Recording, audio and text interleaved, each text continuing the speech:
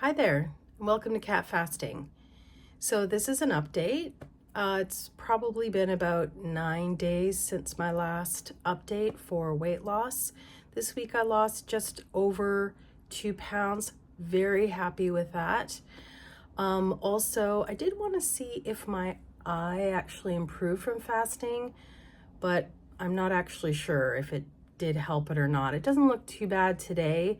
It's been 6 days since my surgery, but I was going to compare it to the first time I had the same eyelid done, but it was a very different, less invasive surgery than this time. And at least there's no pain anymore. Anyway, my fasting this week, so during the surgery, I was fasted. I ended up fasting 51 and a half hours that day.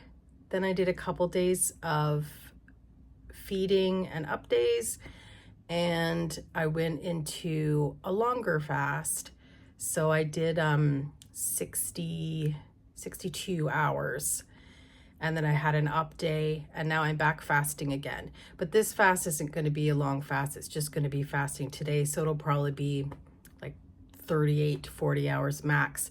And then I'll have an up day and probably another up day before I go back into fasting again. It's so tempting to just keep going. And even this week, as I was thinking, oh, I can do a third day. No problem. Why not? I can't go out in public like this. My phone died this week. I couldn't even order anything to eat, even if I wanted to. So, but then I thought I was truly hungry. And it's one thing that extended fasting has allowed me to sort of relearn what true hunger actually feels like. I was a little weak, despite putting, Himalayan salt under my tongue. And I was just thinking, this is real hunger. And the foods I was craving, it wasn't junk food in any way. It was like, I just wanted some good quality protein and vegetables. And so I thought I really should break my fast because, like I was starting to say, as tempting as it is to add fasting to the week, I can easily overfast. And I don't want to get into anything more than 40-60. 40% of my week can be fasted, 60% I have to eat because I do need nutrients and I don't want to mess with my metabolic rate. It was difficult to refeed because I did have my shot on the Monday, broke my fast on the Wednesday.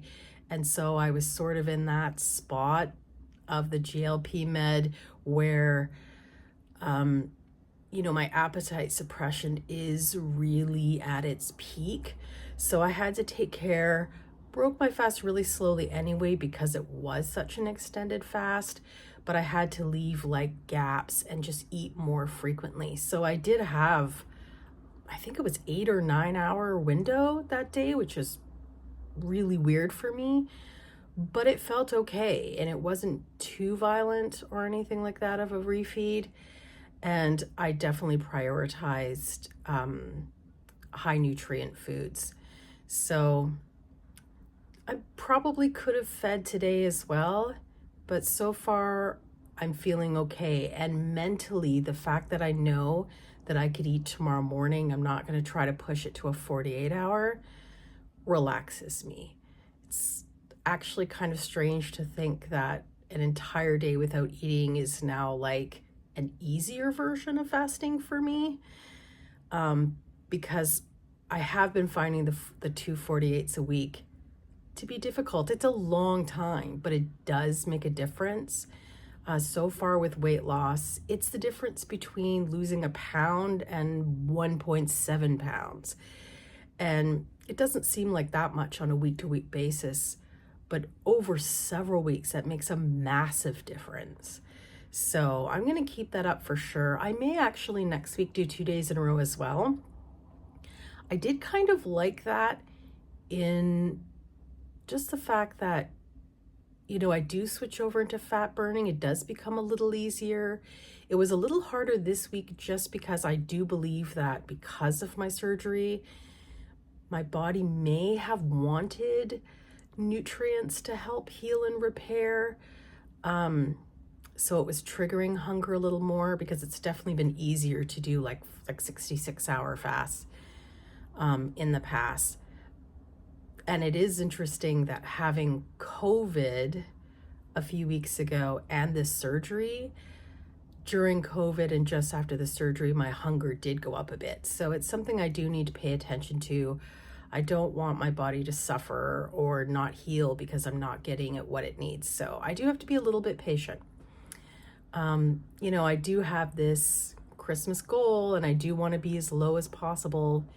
I am hoping to get on an airplane, and I'm not going to be thin by any means at that point. It would be nice to get on an airplane without looking at people's faces and watching them just dread the thought of me sitting next to them.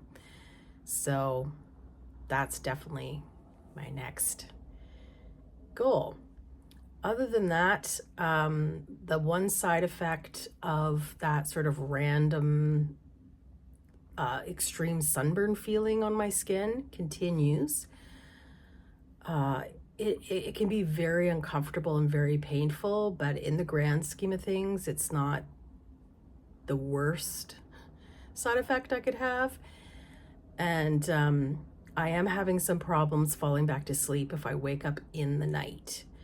Also, side effects from fasting is on the days I extended fast, I'm really, really, really cold when I go to bed. I have to put on so many layers and extra blankets and a hot bath and the whole kit because I just feel like I'm freezing.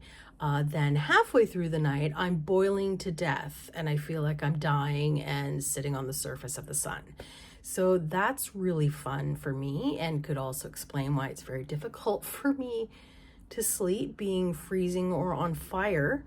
So I certainly hope I adjust to that at some point, but that's more likely to be fasting than the Manjaro. But I'm very happy with my progress. I think I'm just over 80 pounds down at this point, and I'm about to trip into the 180s, which I'm happy about. It's an old set point for me, being sort of in the mid 180s.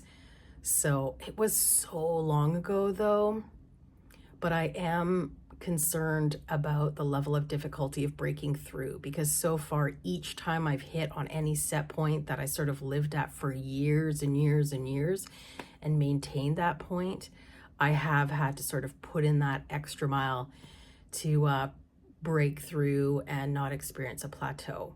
But so far with fasting, I haven't plateaued at all, with the exception of bumping up with inflammation during COVID, but it came right off, and with the added bonus of fasting days weight loss. So yeah, I think next week I'll do a 2-day and then a 2-day feed, and then maybe a shorter fast after, and that'll be my goal. I'm going to keep doing that until I get sick of it. It is tempting to be a little bit more experimental, but I'm a little bit in the fear stage of wasting a week by trying something new. And I really I want to be as light as possible. I am hoping to take a short trip over my very short hiatus during the holidays. It's the only time of the year I get off. And I do want to be able to walk around. I know I'll probably still need the crutch. I'm not delusional about that. But, I haven't yet walked for like 6+ hours a day for days and days and days and days. So far, I've only managed one long day of walking around, which was fine. And it was in the summer, which is so much worse for me. So we'll see. And I will definitely be back to update everything that's going on. And thank you to any who got to this point. I really appreciate you watching, and have a good day.